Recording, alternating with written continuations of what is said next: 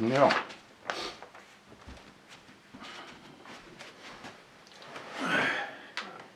Välkommen. Namaste.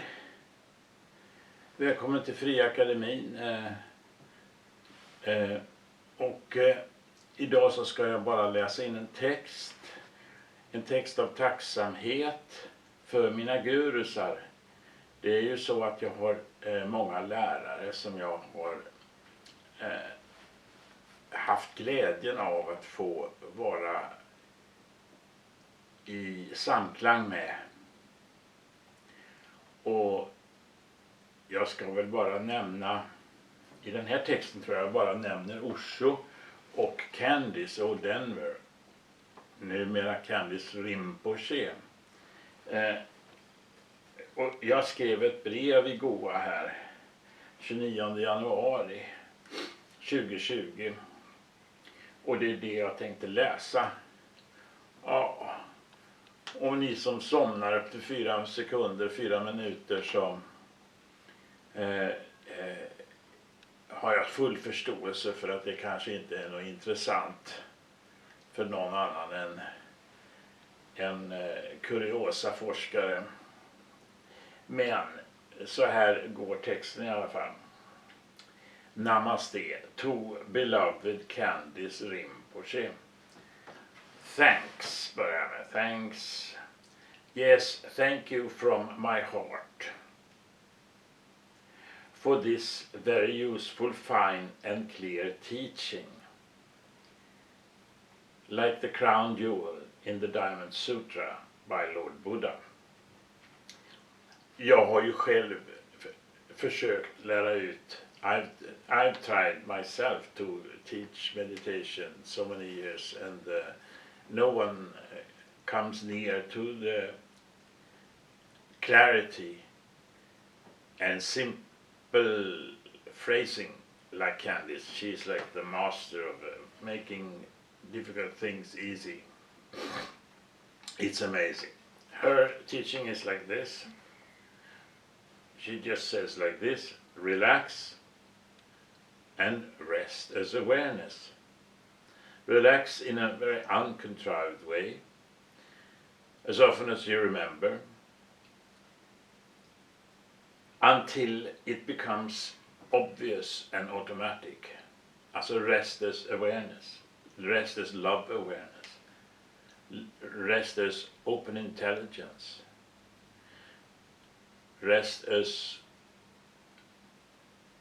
clarity, rest as yin-magap, if you like it that way.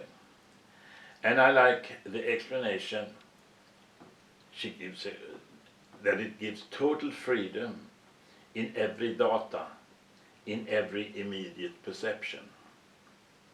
She calls all all the thoughts, feelings, sensations, and so on for data. And by this there is a freedom, because you can observe the thoughts, emotions coming and going, changing all the time, and just rest in that which is not changing all the time, which is the witness, the awareness.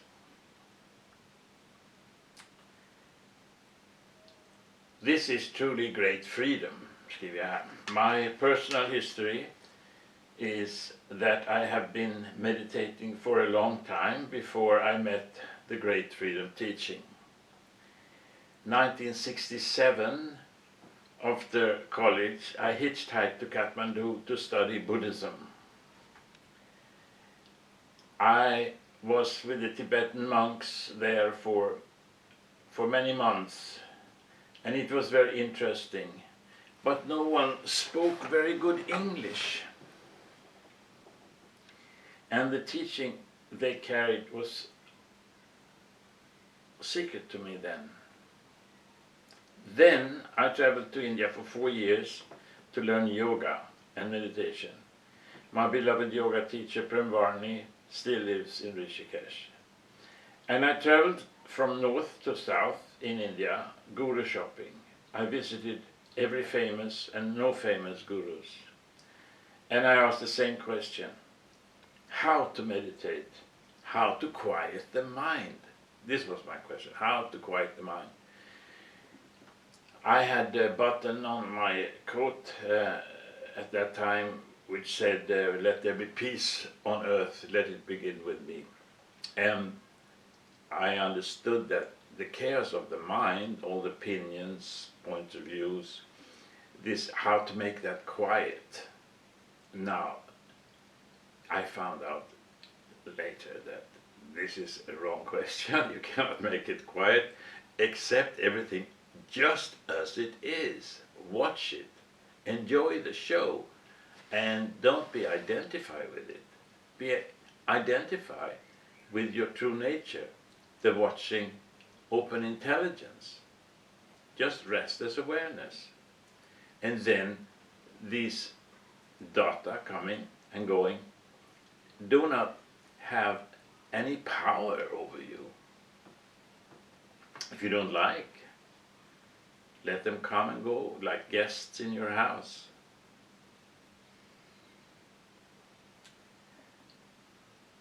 Most of the gurus I met were giving blessings, but could not speak good English.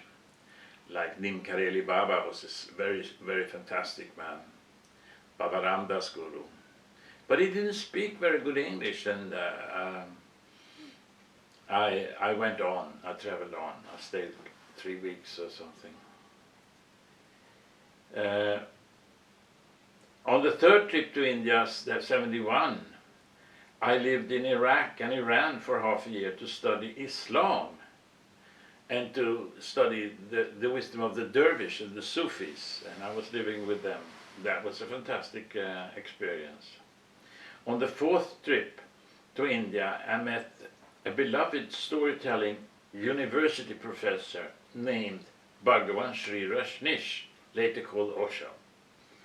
And he could speak for hours in excellent English. So I stayed with him 1972 and 1973. He showed me 112 meditation techniques from Shiva in a 5,000-year-old sutra book called the Vigyan Bhairav Tantra. And I also did my first retreat in Buddhist Vipassana meditation, 1972, with beloved Goenkaji. On 28 February 1973, Osho gave a talk on Shiva Sutras, and from that day my search was over.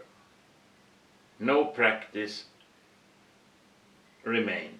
Now, practice remained. I mean, he gave a technique wherever your mind is wandering, internally or externally, at this very place, this very mind is the door.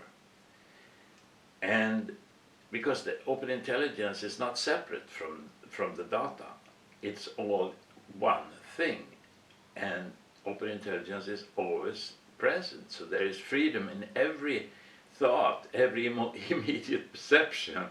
So this is the fun of it all. So my question dropped, but I had to go and be grounded and in this practice. Now practice remained, experimenting in practical life with the Shiva 112 meditations. The meditation techniques 91 from Shiva Sutras work like this. Shiva spoke to his wife, Devi, like I said, just wherever your mind is wandering, internally or externally, at this very place, this. Also meditating technique 48. You don't need all these 112, you just need one or two of them. Take them to your heart and see if they work. And it takes years, then life will teach you. Now, in technique 48, Shiva spoke to beloved Devi. Oh, he calls her, oh lotus-eyed one. She is like very sweet, and her eyes are like lotus flowers. Oh lotus-eyed one, when singing, seeing, tasting. Be aware you are. Self-remembering. To remember yourself, that you are. This very fact you cannot deny. You are. This is. Remember this in every action. Singing, seeing, tasting, dancing, moving, listening. Self-remembering. Be aware you are. And discover the ever-living. Of course, self-remembering is possible to be practiced instantly and in any daily activities. So by this I understood that first you cannot quiet the mind. That's impossible. It's not even desired. It's futile. It's like trying to stop the clouds in the sky. Stop a river to flow. Why even try? Freedom is just by watching the mind as it is. It's totally perfect as it is. Don't be upset about what's going on in your mind. Just watch and rest as awareness, and everything changes. Now I could see that also the mind is perfect as it is. This very mind is the door. As often as you remember, and no time is involved in resting as timeless, nameless, love awareness. With this new insight, I traveled back to Sweden and started an ashram called Ljusbacken Ashram. It's a big house with 30 rooms, and we gave meditation retreats and also yoga teaching and many different teachings in practical alternative living, hållbart leverne, growing vegetables and vegetarian cooking, to be self-sufficient and ecologically living, supporting ourselves sustainable as an alternative in the consumer society, which we call Babylon. Finally, how did all this lead up to balanced view teaching? For 30 years, to support me and my family, I worked as a school teacher in Sweden. My students were 10, 11 and 12 years old, my favorite age group, very sweet kids. In my day-to-day work, many things happen all the time, so I did not have time to meditate. So I started to do short moments meditation as often as I remember. Like the Vipassana, you watch, you rest as awareness and watch what's happening, the data. And by doing this for short moments, I could survive as a teacher, because with that simple practice, I could act instead of reacting. So it gave me tremendous freedom, this great freedom.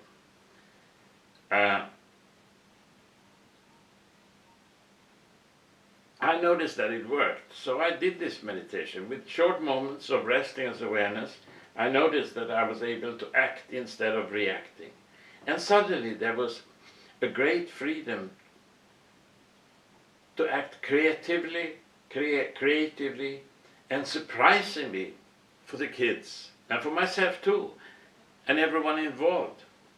However, because when you rest as that source of yourself, you have, surprisingly enough, some kind of overview of the situation, so you can take appropriate actions without anyone getting hurt, or best for everyone, for the benefit of all involved.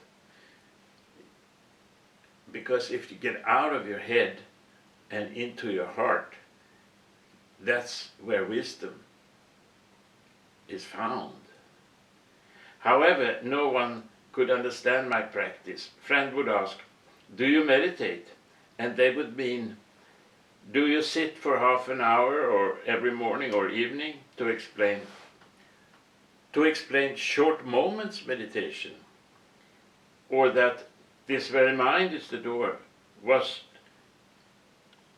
too mystic for anyone to understand. So I kept it as a private secret for 20 years, this meditation of mine.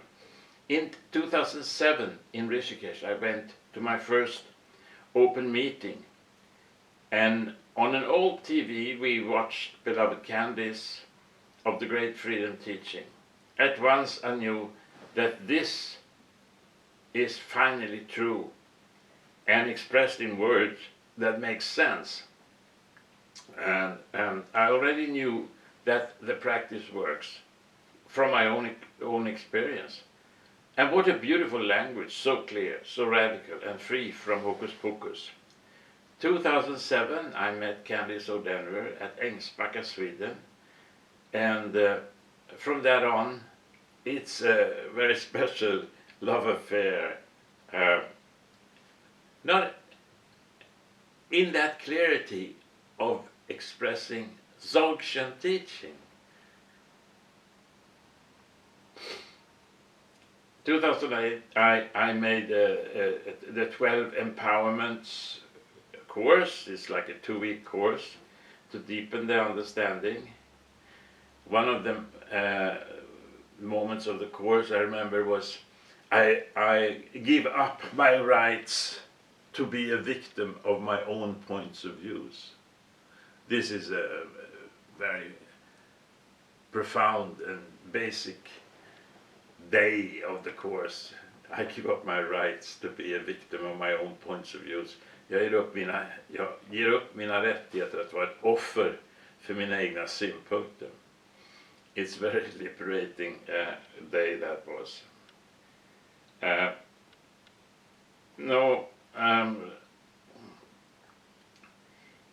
And every winter I keep visiting the GOA Center. For 3 summers I went to the Sweden Center at the summer retreat with Candice. She has a wonderful ashram in south of Sweden near Emmaljunga. And it takes about 100 guests there or something like that. And she comes there every summer. So 3 summers I went there and did the retreat there with her. And also in Goa, I go anyway to Goa, and I visit the center there. And this year, Candice came there alive, in person, and she turned out to be a Rinpoche. Well, 1967, the Tibetan monks in Kathmandu showed me being, but could not explain. Now, 53 years later, beloved Candice now became a Rinpoche, turns up in Goa with the Dzogchen teaching. She always taught Dzogchen. It's just that now she got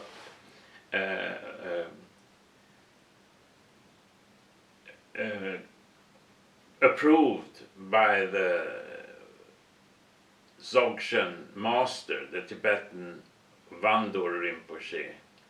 And he seems to be a very, very, very shining, happy, glad guru. I never met him, he expired, but now Candice is carrying his lineage.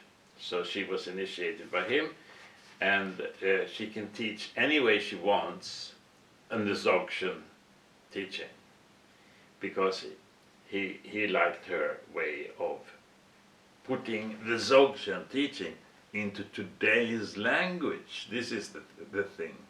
The Tibetans have this old tradition, thousands of years old, older than Buddhism, but now it can be put in super clear modern language.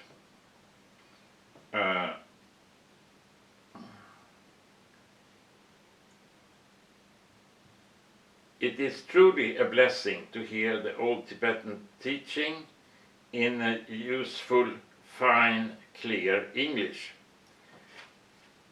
There is complete freedom in immediate perception and complete perceptual openness in all experiences. One can sum it up that finally the teaching of love awareness is sharp as a diamond, cutting away all illusions, and clear like a crystal rainbow in the blue sky. So, this is my story, meeting the teaching of the East. First the Vijnana Tantra, which is also old, kept in Tibet also, and for thousands of years, and then Dzogchen teaching. So thank you again from my heart, all the gurus, all the lineage gurus, and Osho and Candice, and Goenka, PremVarni, and all the rest of the jolly fellows of old ancient wisdom of the East. Thank you from my heart. This was from me, Loka Devadas. So this is what I wanted to speak today.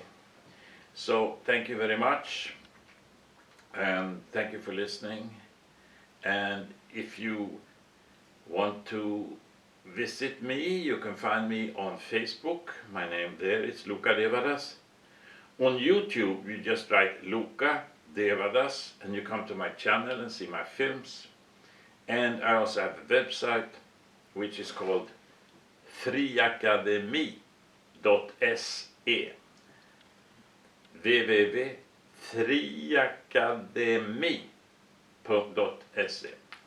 And there you click on in English, you will come to the English side, or ladda ner, then you come to the Swedish page, and there you find a lot of gold nuggets to inspire for meditation and humor and awareness.